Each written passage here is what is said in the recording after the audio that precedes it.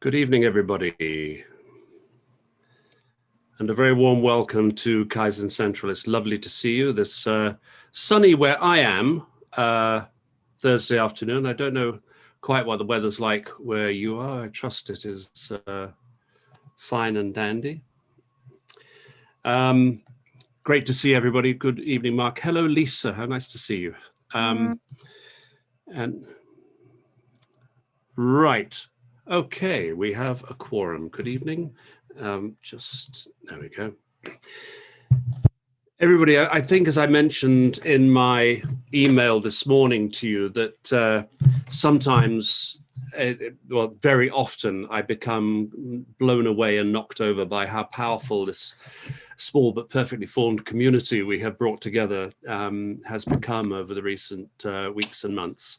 As you know, Alison Giddens in Atlanta, who I slurred by calling her Melissa. I'm so sorry, but I've already apologized to her, and several of you have pointed out my solecism, and I have been made to suffer as a result.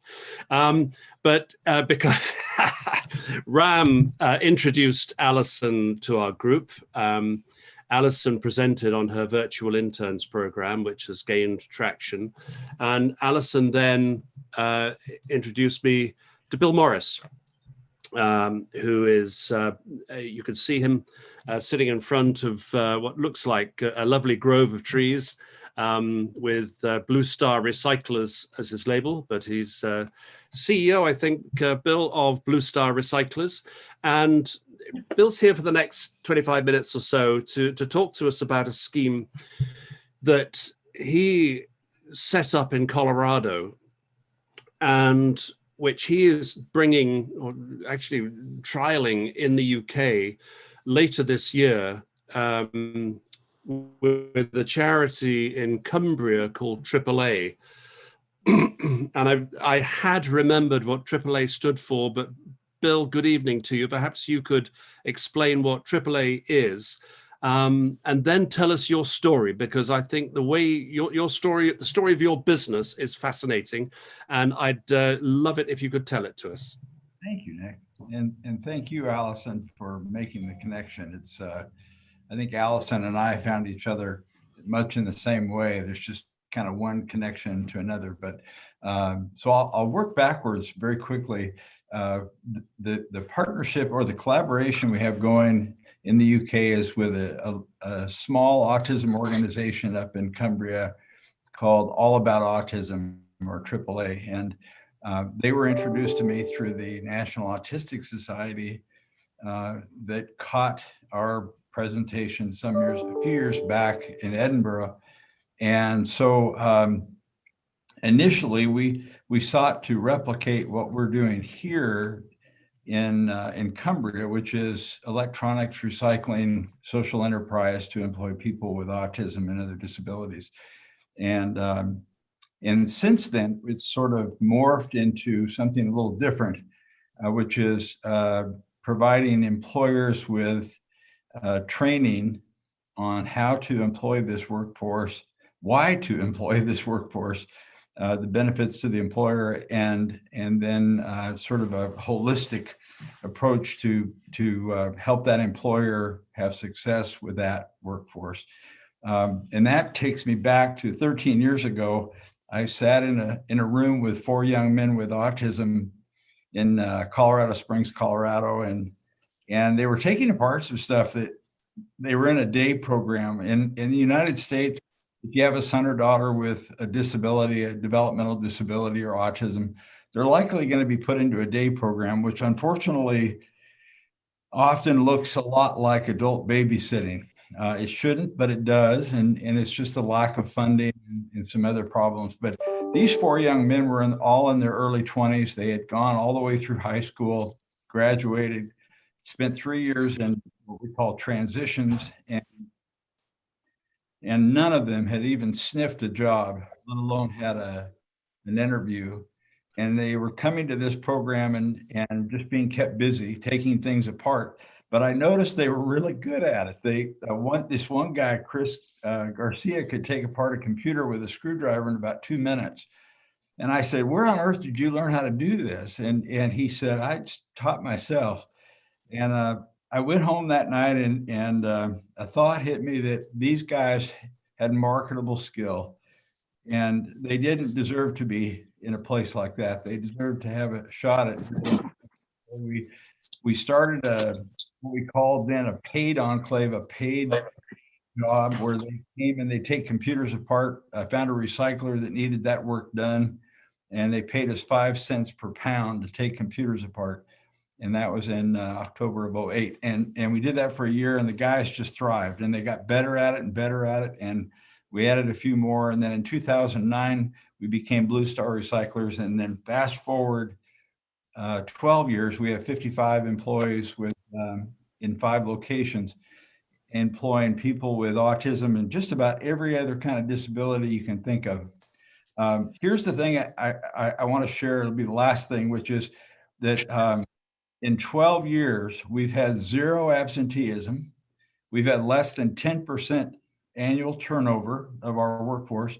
We've had less 1 or 0 lost time accidents every year. And we had a third-party researcher come in and sit with them for 3 months and measure their on-task engagement when they're on the clock, and they're 98.43% task engaged. The average American employee doing that same job is 49% task engaged. So what we've learned is when you take a person that has specific assets for a specific task and match that up in the workplace, they tear it up. And that's our story is that we found people that are very good at a particular kind of work and match that up, and the absenteeism and the turnover and all of that stuff is the result of people enjoying doing what they're doing and being good at it. And when you're good at something and you enjoy doing it, you don't miss work, you don't goof off, you don't get hurt, you don't jeopardize your employment. So anyway, that's what we're bringing over there. And we're going to expand it away from electronics recycling to just training employers on how to experience what we have, which is to employ a workforce that's actually superior to traditional entry-level labor. And the reason that this makes sense for manufacturing is that in the United States, manufacturers have told us they have much the same difficulties finding and retaining good entry-level labor. So that's why I'm interested in your sector. Well, Bill, that is an amazing story. Thank you very much for telling it. A couple of supplementary thoughts. I imagine that whichever public funds had to be deployed doing the adult babysitting that you spoke about, that money is being saved to the public purse because these folk have got full-time proper jobs. I mean, there's the social benefit to the employees themselves, there's the economic benefit to your business, but there's also a public benefit in terms of saved public funds. Am I correct? Is that a correct assessment? Yeah, it's a great question, because for years we had figured that we were saving taxpayers around $5,000 a year through reduced taxpayer burden and some other economic impacts. And 3 years ago, an institute came in and did a study called Social Return on Investment. Maybe some of you have heard of it. I had never heard of it. And they dug deeper. And they have formulas on, and they went and they interviewed my employees and their families, looked at their medical records and financial records, and it took almost a year. And after that study came out, and this has held true for the last 3 years, when an employee with a disability is employed at Blue Star, they save taxpayers about $50,000 a year, and that's displaced benefit income. They're working instead of being served in programs that are taxpayer funded.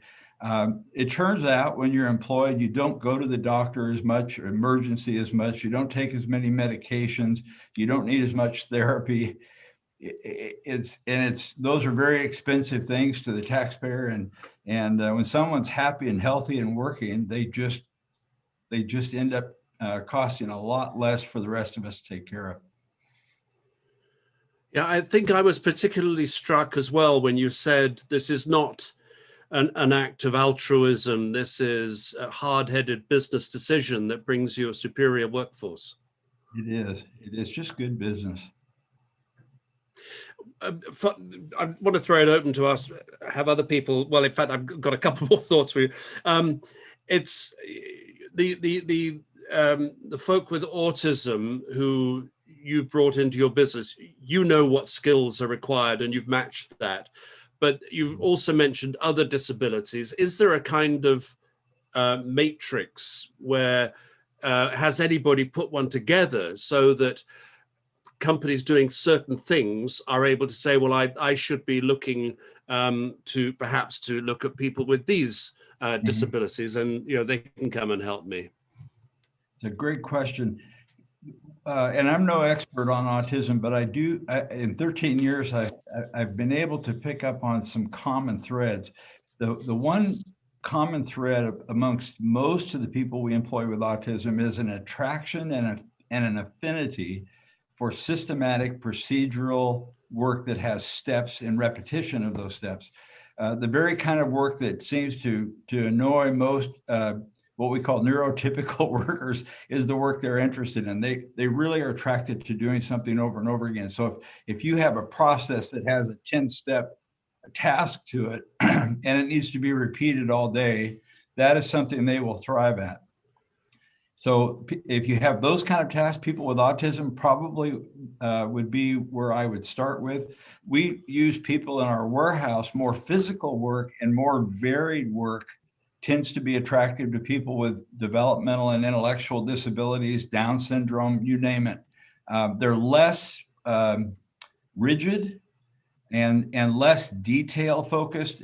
So if you have jobs that involve doing one thing for 20 minutes and doing something else for another hour or whatever, then and on physical labor part, people with autism are not as attracted to that. But we sort of kind of blew up a standard idea, which was that people with autism are not as good with the public, and yet every one of our customer service representatives has autism. It took them a while to get comfortable, but once they get comfortable, absolutely fine. So I just, there's an old saying that, and Allison's probably heard this, that if you met one person with autism, you've met one person with autism. They really are, just like everyone else. But there is that common thread of attraction to the repetitive task.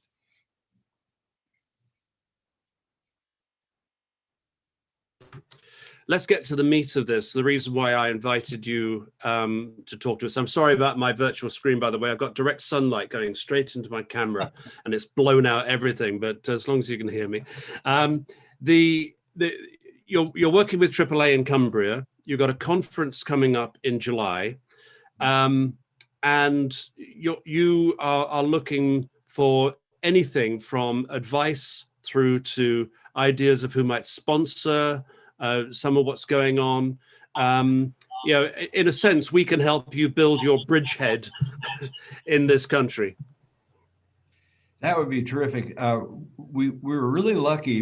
There's a foundation here in the States that is very interested in helping us share what we've learned. So they've put up the funds to send myself and James Emmett, who's our trainer, in Indiana, and he was the Walgreens trainer, and he works with businesses to help them get ready to train this workforce.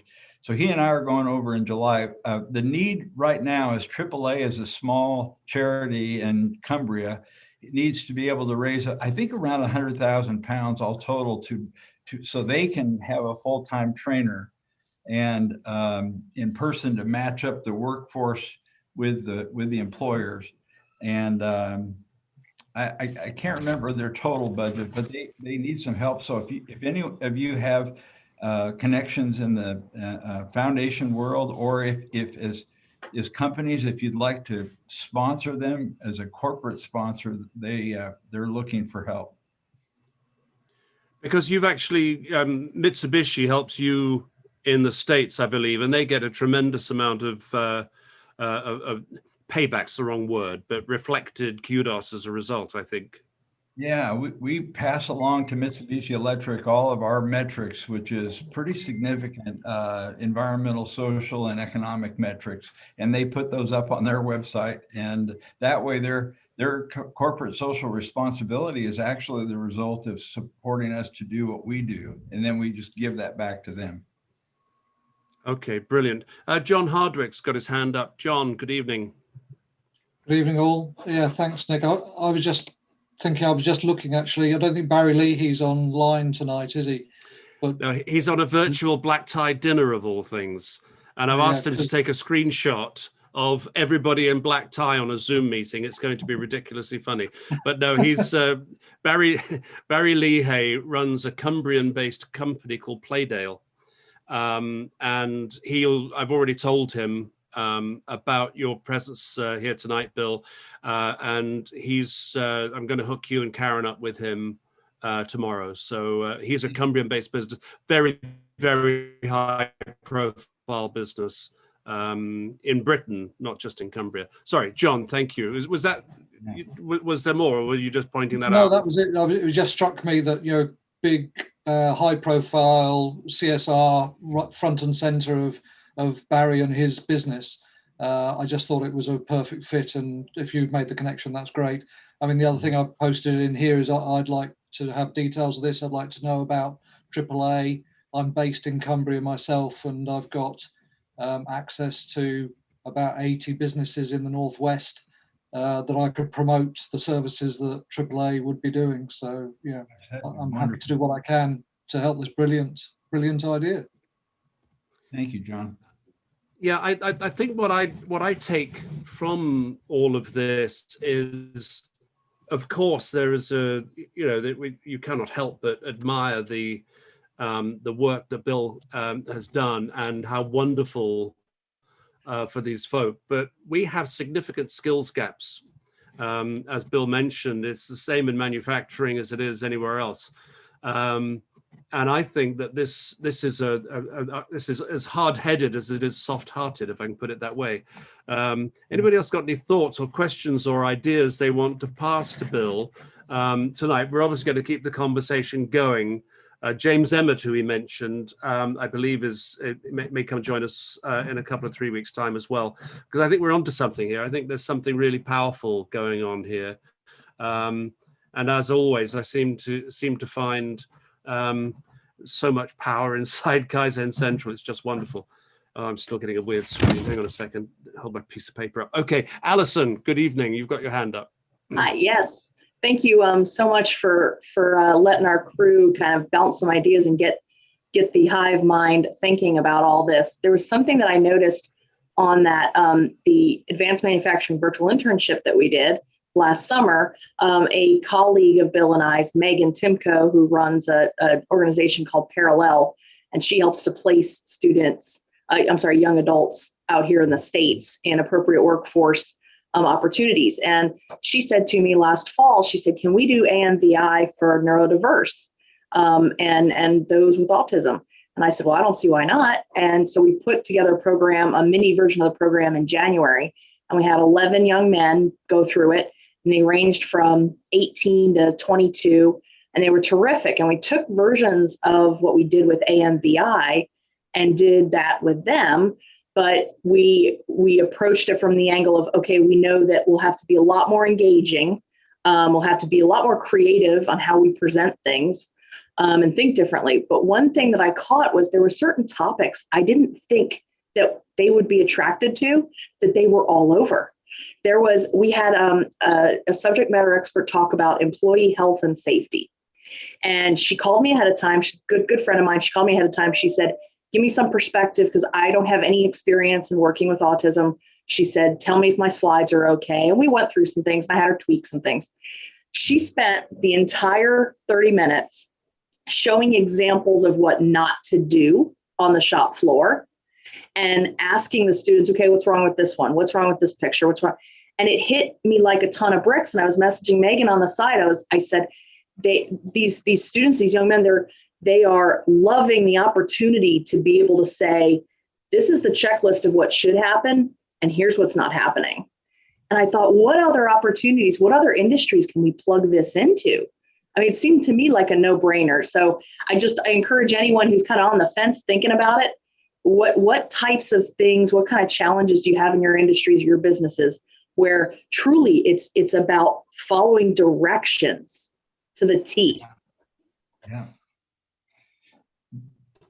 One thing that I just wanted to introduce very quickly is that what happened with autism, it sort of got away from us in that Hollywood jumped in and put autism as the good doctor, Rain Man. So there's this idea, when I do tours, people come in and go, oh, these are these really smart people. And certainly there is a percentage within that group that's just brilliant, just like any other group. But the real miracle, I think, in my experience with this workforce, is that 77% want to work and can work, and less than 20%. And in fact, in the UK, we found about 12% are actually working, and they're phenomenal employees. They outscore their counterparts in every area, but they're not being invited to work. So I would encourage everyone to just, if you kind of tend to think of people with autism as all being savants, that's not true. But their gift is they show up every day to work. They don't miss work. They get all their work done. They have a great attitude, and to me, as an employer, that's worth gold.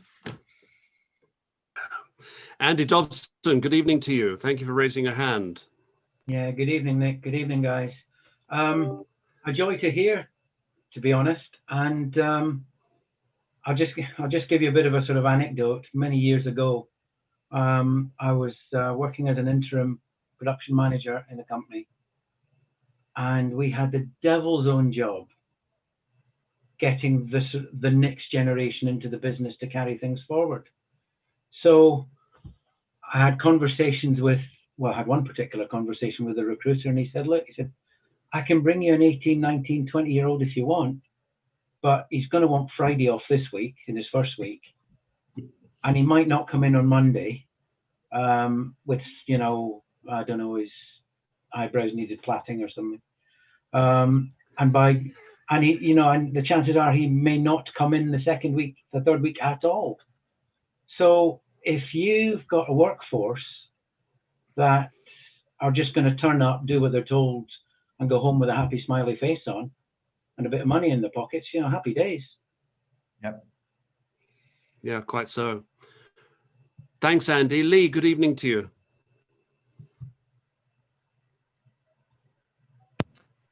Good evening, everybody. Bill, brilliant. Once again, the power of networking and the Kaizen community. One question that we have a guy, an operator that works to microns, and he likes the routine, the specifics, the boundaries, the tolerances, and he sticks them to the letter. And like you say, he hasn't had a day off sick. He turns up at exactly the same time every day. He clocks in at exactly 13 minutes early. He walks straight into the cell. He powers up the machines. He warms them up. He goes to the canteen, takes off his attire, puts on his PPE, goes to the coffee machine. He goes to two people and says, and I'm not being funny, but his social skills were terrible. They have got better, and that's one of the boundaries. The only issue we had was when we changed the process to include robotic automation. He got a bit upset that the robot was going to replace him. Mm-hmm. However, we showed him how to load the robot, how to move the robot, how to reset the robot. And it has a program already, so there's not a lot that can't go wrong. So, and our output, well, to give you an idea, we produce a component at the moment, and our scrap rate for the material, it's prone to cracking, and sometimes it can slip through inspection. Our scrap rate is 0.08%. Another supplier to the company is 50 to 60%.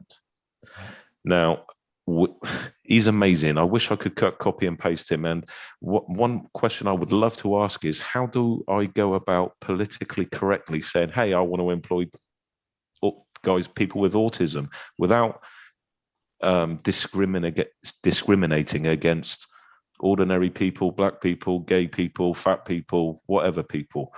How do I put that in an ad? Because his skill sets are fantastic, he does not deviate from them. So in a production environment, he would be brilliant. I couldn't use him. He's not a skilled worker. He's an operator. He couldn't change one job to the next every 2 hours, every 2 days. Yeah, he would fall to pieces. But he's brilliant. And how do I say I want to employ more in autistic people? How do I go about doing that? Yeah, I think this is why James Emmett, we partner with James. James has a comprehensive training, and thank you, by the way, for that, because it's so interesting that most employers I've spoken to over the years have usually hired one of these folks, not knowing really what they had or whatever, but they'll usually say, that's my favorite guy or my favorite person, because, so everyone's sort of rubbed up against these folks at some point. But James's training is really designed to take this into an intentional, C-suite down to the production floor buy-in, and so and make it something that all the team members are interested in being part of. We've shown that employee engagement goes up across the board when these folks come to work, because it's tough to have a bad day when you work with people that want to be there and show up, and it has a positive effect on the other employees. But the reason James's training is so important is that it's done in a way where everyone's brought together and buys into it. So, and this is what AAA will be providing. So if you're interested, we hopefully by the end of the summer, we'll be able to help you with that, and they'll do this training. Thank you very much, Richard. I think you were next to have your hand up. Yes, very, very exciting. Autism is amazing. We're disabled confident, but we are a disabled employer. A lot of people have signed up for disabled confident, which means that you are willing to take on and you are appreciative of the disabled people, including the autistic. Crystal does. It was, I think, about 4 years ago, a young lad. He loved woodworking. His dad had a butcher's shop. He went through because he's a deaf mute from birth. He then worked for his dad and didn't want it. And they sort of said, look, he's going downhill. We need to find him a job in the woodworking industry. They came to me and said, can you employ him? And I said, we'll do whatever we can as our best. 4 years later, I will say exactly the same. He's probably our best worker. There's no two ways about it. He is so focused because he's being given an opportunity that once in a lifetime. I think that's the difference, is They are appreciative. A lot of people sort of go, oh, I've got a job, but I could get another job for another 50p. I could do this, I could do that. And they don't have that level of commitment, where exactly what's being said today is those people, when they're given the opportunity, shine like stars. And then just recently, we weren't aware of it, but the next person that we've taken on, he's disabled as registered, but he has a mental issue. If he goes too stressed, he just loses the whole lot. And once again, we've made sure that we've then just slight adjustments. That's all that's required, slight adjustments. And once again, he's shining beyond it. He works 3 days part-time because he can't do 5 days. He's way beyond that. So please sign up for Confident today. Yeah. Bill's going to have to go in a tick. So I just want very quickly, Phil and then Paul, if you could just very quickly make your points or ask your questions, because Bill does have to get off to another meeting. Thanks. Yeah, it's only a quick one. Bob mentioned about BAE Systems in Cumbria, submarine manufacturers on the coast at Barrow. I've got contacts in there for the HR department and procurement heads. So I'll connect you guys. I'll put it through Nick, connect you to Jeanette Medati, and then they have HR reach out people that are obviously helping in the community. So that would be a good connection for you. Also, the other one is Northwest Aerospace Alliance. The trade body in that region have around 200, 300 companies So I'll introduce you to Sharon McDonald as CEO as well, and see if she can put something out into the community across the manufacturers in the Northwest. That'd be great. Phil, that's brilliant. Well done. Our first employer that signed up is actually in Workington, so we'll be real close to them. Yeah. And Paul, Well, I guess mine's not a quick question, and I've just been on your website, and it's brilliant looking at the business model. I guess my interest is, why can't we transfer the whole business as like a franchise model? Nearly, if it is what it says it is, it does what it says on the packet. It feels like it is self-generating and cash generative. It looks like it's a prime candidate for a piece of franchising to come over here and set it up as a ready-made business opportunity. So I guess that's it's an observation, but it's more of a question as well.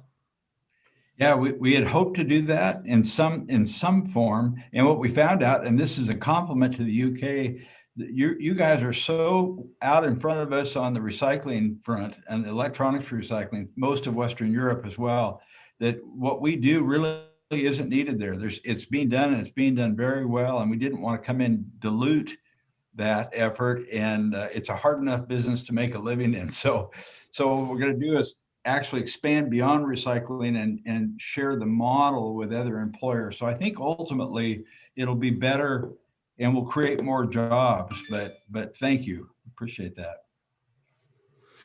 Okay, well, Bill, and do please feel, do you have to go, or can you stay? I have a Rotary Club to give a presentation to, but I will come back and join if it's okay with you guys, and if there's any other questions, it's bill@bluestarrecyclers.com if you have any questions. But I'll look forward to rejoining. Perfect. We'd love that to happen, Bill. Thank you so much for coming in. And Yes. I'm sorry, Karen Quinn from AAA couldn't be here tonight. She had hoped to be, but she was called away by an emergency. But we'll be able to get her perspective. Sorry, Bill. Thank you. I'll bring Okay. Karen and Take James care. back with me on another segment there. Superb. Thank you very much indeed. Cheers, Bill. Take care. Wow. That was lovely. So obviously that's not the end of the story. We're going to hear more from Bill, and if we can help him, AAA, and whatever. I think there's so much. I've been watching some of the notes coming across, and I think we've got the opportunity to pass on some really solid contacts, and that would be brilliant. I didn't know that we were so far ahead of the game on recycling, electronics, etc. It was great thought, Paul, but interesting to hear that we're so far ahead of the USA in this game. Right. The next thing really was Mark suggested this, Mark Weymouth. Rishi Sunak's been out on social media burnishing his political credentials, talking about the flexible apprenticeship program, which is actually not designed for manufacturing at all. But there is a suggestion that actually manufacturers might benefit from it. Now, I will fully confess, I haven't got full details on this. Mark, do you have a better grasp? I hope you have a better grasp of this than I do. I couldn't claim to have a better grasp, having only read about it a bit this morning. As many of you know, I spend far too much of my life on LinkedIn, so it was something I discovered on LinkedIn this morning. I think the Chancellor announced it in the budget, and I was too depressed by the budget to have spotted this little glimmer of hope. But what appealed to me wasn't what the Chancellor is talking about, where he's saying flexible apprenticeships for some of the creative industries and theatre and maybe some of the 0 hours industries like bricklaying, etc. But flexible apprenticeships as maybe a concept for SMEs. Maybe SMEs could come together and each take half an apprentice. The Chancellor is asking for input, so I thought I'd raise it as a thing that maybe as a manufacturing community and a community that includes SMEs, we should start shouting about an opportunity to support apprenticeships from an SME and from a manufacturing point of view that is flexible.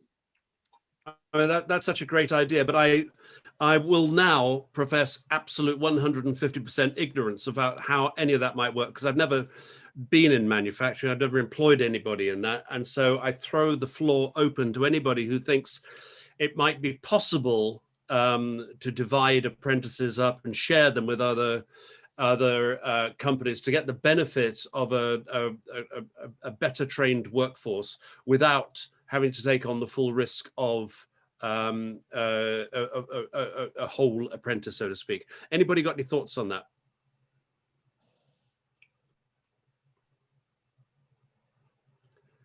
Yes, Phil, thank you. Yeah, only a quick one. Bob's just popped up and mentioned it. Me and Bob seem to be on the wavelength as usual. There is various schemes going around at the moment. There's a cluster approach, but also there's initiatives around where major customers and SMEs together are sharing apprentices. So apprentices, the cost burden of an apprentice will be set up, will be looked at as they place apprentices from the customer out into the supply chain to the SME, and also so they're also looking at collective use of apprentices. So the apprentice might end up landing with a eventual job within the customer, or they may well be within the SME, depending on their skill set, where they want to go with their career and their process. I think MBDA has that process. The missile manufacturing company is in Stevenage, has that kind of process going. So there is mechanisms already out there. So it'll be interesting to understand what's slightly different about this one. Yeah, I don't know the actual mechanism. I mean, we all agree, I think, that the apprenticeship levy has been a signal disaster all round, which started 3 or 4 or 5 years ago with the intention of recruiting 3 million apprentices, and numbers fell off a cliff as soon as employers discovered what was entailed. I don't know. I don't know if that sharing scheme doesn't give enough to the apprentice. I mean, part of the point of apprenticeship is to get a proper training, and I don't know if by being part-time, whether that is actually going to satisfy the needs of the apprentice. And as I say, you know, it's a two-way street. It's not just employers looking for cheap labor. It's you know, people looking for a career. Angela, good evening. Oh, good evening. Yeah, just my thoughts really. As we know, a lot of apprentices are probably 18 years old, 19 years old. And I know that an awful lot of people at that age have no idea what they want to do anyway. So I would have thought that a flexible apprenticeship will at least give them an opportunity to see different areas of different businesses. And then hopefully from that, they might be able to make a more informed choice about the career path that they want to take. Yeah, and Bob makes a point that the apprenticeship is not part-time. They work at all the businesses in turn, but for the business, it's part-time. I don't know. And again, I plead complete ignorance that I don't know how it would work inside a manufacturer's. Anybody got any ideas on, do people feel excited by that? Those of you who do employ young people?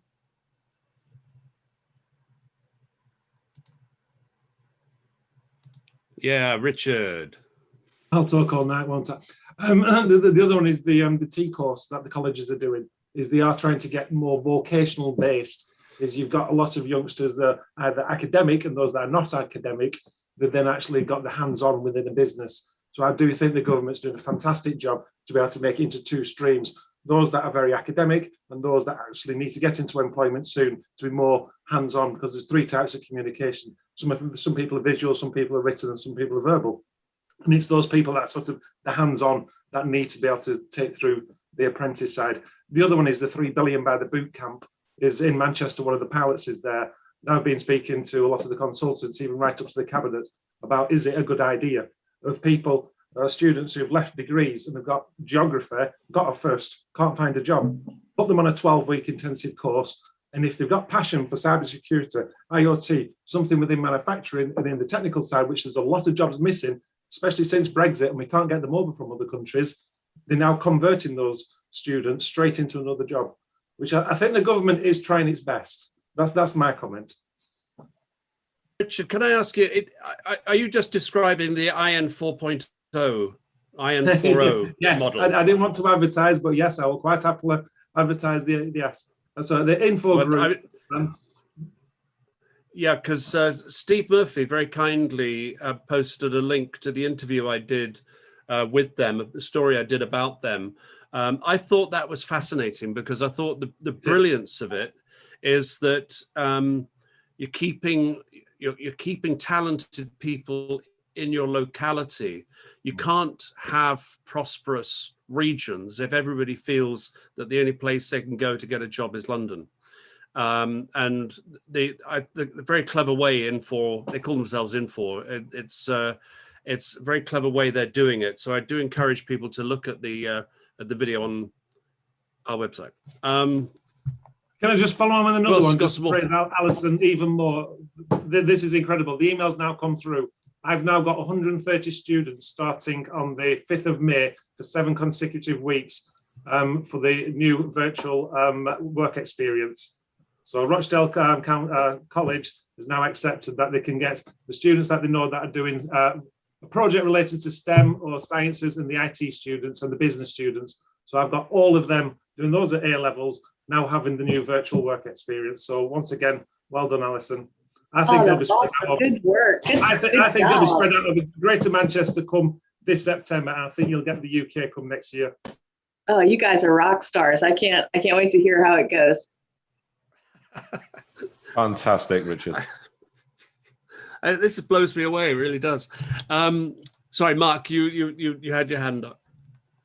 I was just thinking back to your question of how could a flexible apprenticeship work. My immediate thought when I read about it was, I remember quite a long time ago, joining Lucas as an electronics graduate, and as part of the graduate intake was you spent several months going around different departments, and at that point you chose what career path, what department you wanted to go in, and the company chose what it wanted to.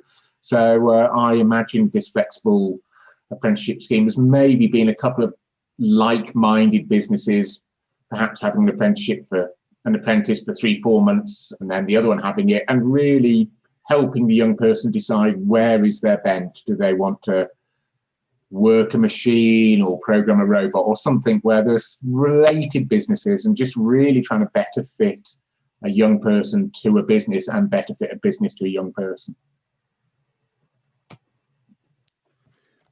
Okay, right, Paul. I'm unmuted. No, you hear me? Yes, we can. Sorry, this is slightly unrelated, but I just wanted to, I did some work with a company called General Assembly. They're a training provider, but there's a lot of people who've, I guess, of my kids' age, have come out of university and come out with various degrees, master's degrees, all sorts of computer science degrees, and absolutely useless. Now, General Assembly it's a private company. They're in London, but they're around the world. They're just setting up, and I just say one of our close friends' sons working there, but they are phenomenal at taking young people through a 12-16 week course and making them so employable. So if anybody, I mean, it's not about apprentice, but it's actually retraining people into the digital workspace. And so General Assembly, I'll put a plug out for them again, but having kids in their early 20s that have gone through degree courses and aren't employable seems a waste of resource. So people like this, again, it's a different end of the market, but it is taking people and putting them into really high-end employment. Thank you. John? Yeah, I was just going to pitch in. Just my experience of apprenticeships has only been on the corporate side, and Glaxo in Ulverston had, I think, about 3 or 4 apprentices a year, so they would have 12 in train at any one time, but they would have a full-time member of the learning and development team looking after them. What I can't remember is whether we were allowed to charge that to the apprentice levy or not. But to me, that it works for a corporate where you've got that scale, but it must be a real barrier to SMEs. And I think it's the gap, with the whole apprenticeship scheme for SMEs, is they do need that level of supervision and mentoring and assessment. Terry, who used to do that at Ulverston, spent his whole time assessing the students as they were going through each of their modules, liaising with the colleges, etc. And I can see that it would be a huge barrier to SMEs to actually make the best use out of apprentices. And it must be even more difficult if you're trying to spread that across 2, 3, 4 different SMEs. I just don't see how it could work. Yeah, it kind of goes back to the point I was making, which is about the responsibility of the relationship for the apprentices, the full gamut of training, and making certain they get out of it, etc. Can anybody talk to that, please? People who maybe have employed apprentices and can talk about the amount of hard work, if it was hard work, and the amount of effort that you had to put in, and what your expectations of the relationship were. Because I'm curious to know if anybody's done that. Who here has hired an apprentice before? Lee, thanks. Yeah, thanks, Nick. MCNC recognised early on, because we grew rapidly, we struggled to recruit. We recognised apprenticeships and bringing people up to speed in-house was the only way to go. MCNC has employed at least one apprentice every year since 2014. Now, we have a very young workforce that is quite dynamic, and because of the digital age and the industrial revolution, in the beginning, they were more computer savvy, shall we call it. What they lacked was the fundamental key core skills and machining principles. Now, because Bridgewater and the Hinkley Point C, a lot of funding was given to Bridgewater and Taunton College to engage with local schools to bring on apprentices in all aspects of manufacturing, from design to welding to machining, all sorts of different things. So we engaged with the local college, and because of Hinkley Point's funding via EDF into the college, appointed an advisor, mentor to the student and assisted us. So from our point of view, the most difficult thing was recruiting the young person or trying to get young people.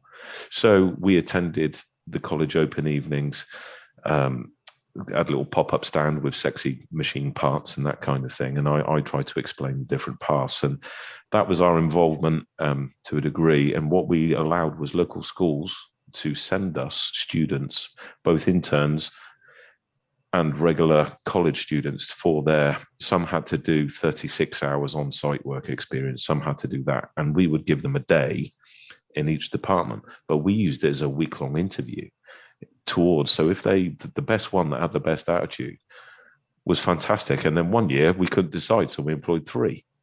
And we were awarded Small Employer of the Year for apprenticeship schemes in Bridgewater and Somerset. So it is rewarding and it is challenging, but it all depends. And I agree with what John was saying. If we were the business owner and 4 employees and we needed to take on an apprentice, it would be very difficult. It becomes easier as the organization gets bigger.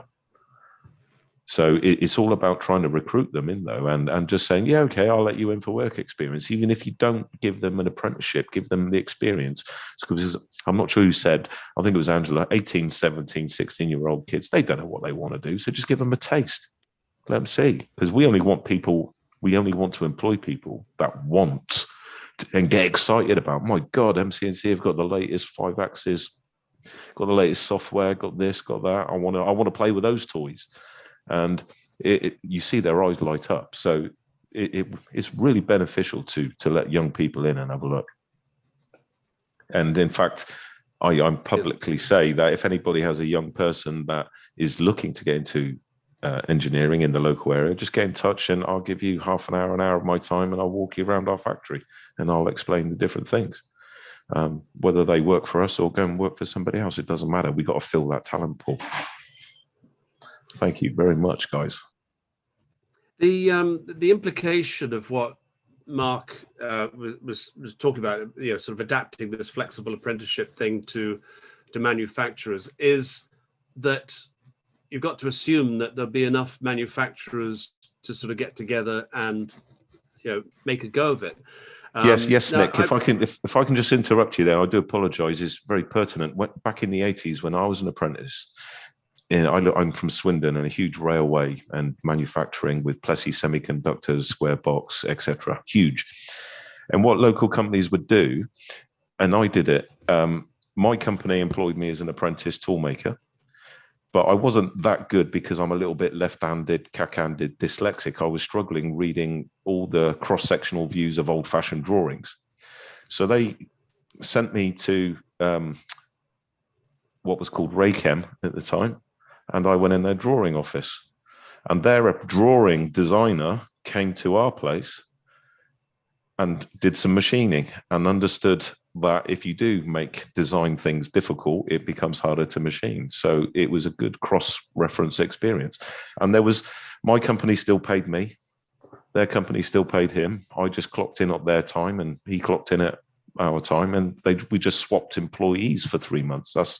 And it was a mutual collaboration thing. That was it. Nowadays, you've got lots of health and safety concerns and insurances and things like that to take into consideration. But it will work if people collaborate. Well, that's really what the point I was going to make. I mean, how easy and how regularly do manufacturers in localities speak to each other and create the kind of relationships and collaboration that's going to make this kind of thing work? I mean, I think we've said many times that manufacturers actually like to keep their head down, focus on job one, and that's it. But I know in many senses, I think we're not a very representative group here, because I think we're very much about collaboration and about sharing ideas and excellence and all of that. But anybody got any thoughts about how easy, difficult it would be to actually get collaborative relationships going, sharing apprentices?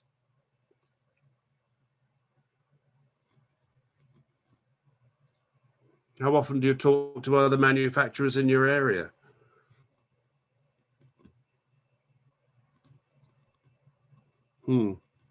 Yeah, Alison. So just from the US perspective,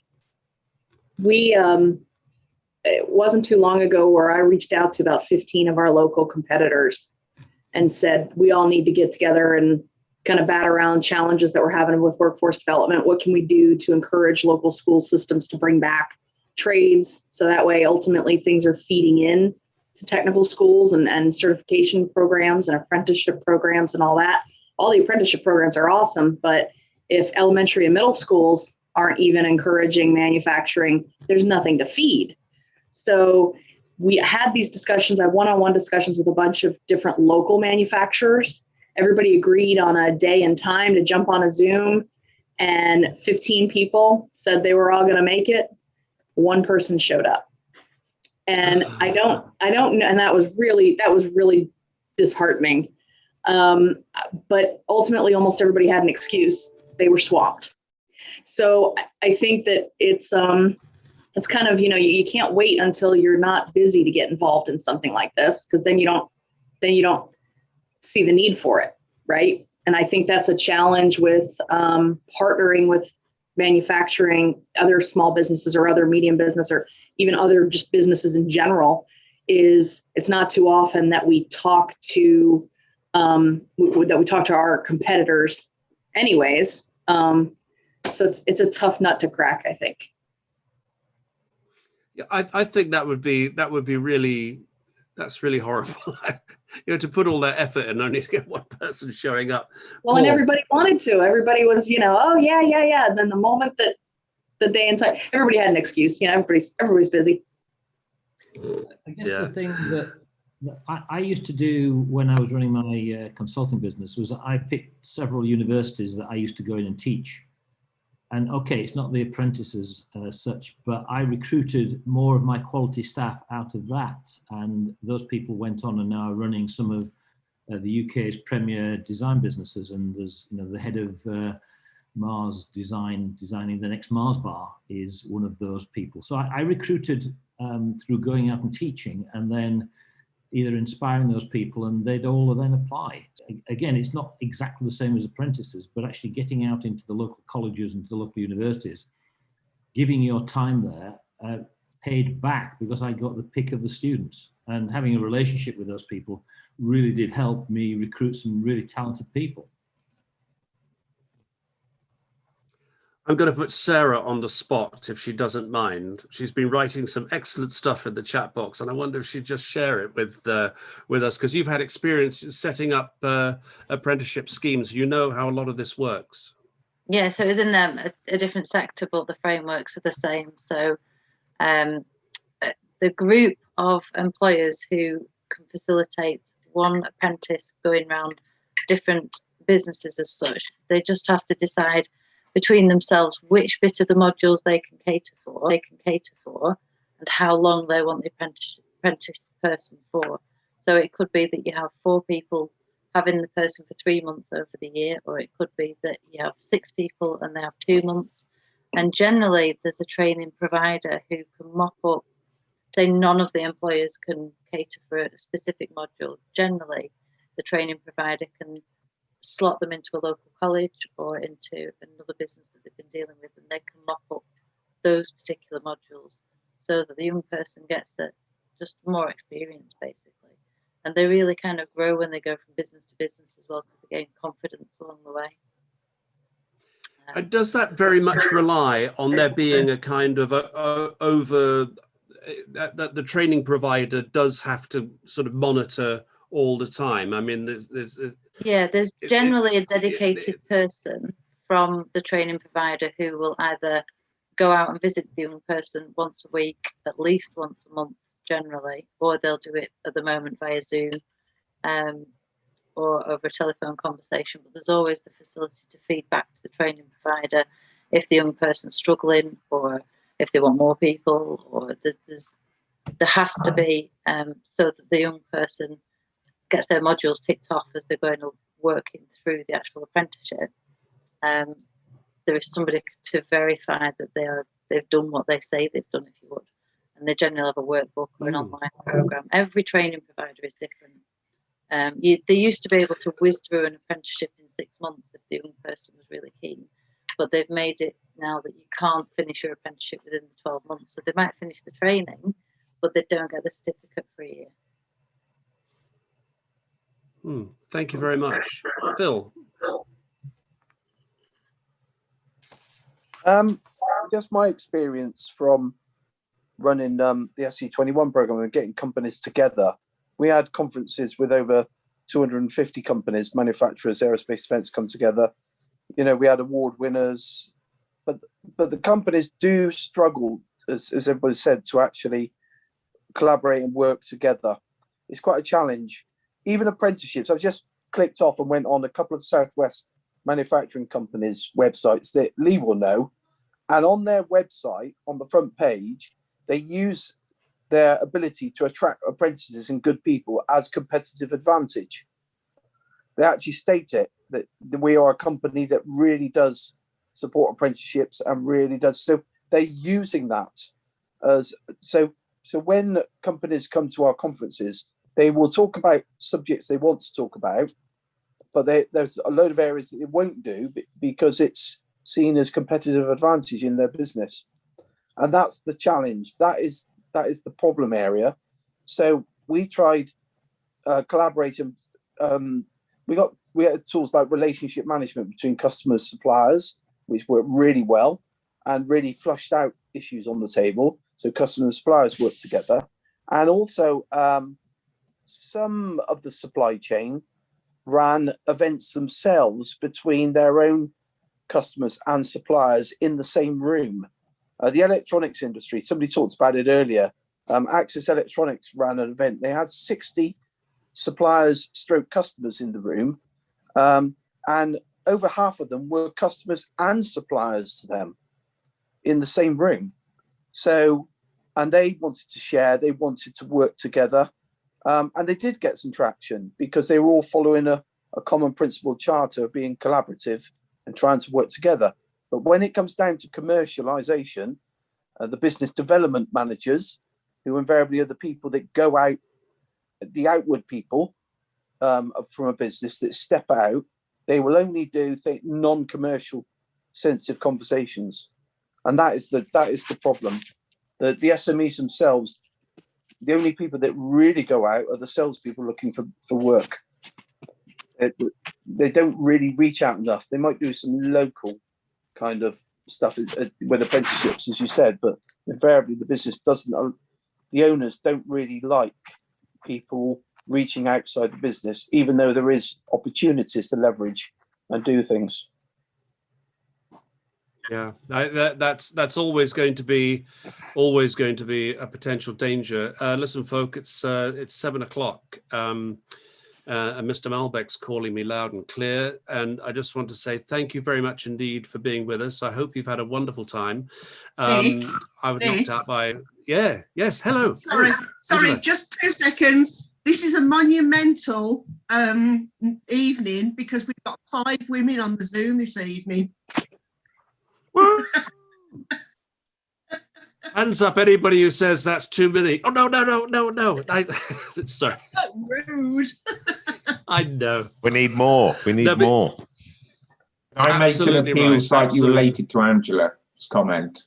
Every Friday I put out a post of good news in manufacturing, and I really struggle for content about women and diversity. And if anybody comes across any news during the week regarding those topics, would they please send it to me? Oh, send us your details, Mark. I would like to actually write, so I keep having to hold this piece of paper up to stop my screen going mental. Richard, can you tell me, or did you tell me about the implementation of the virtual intern program?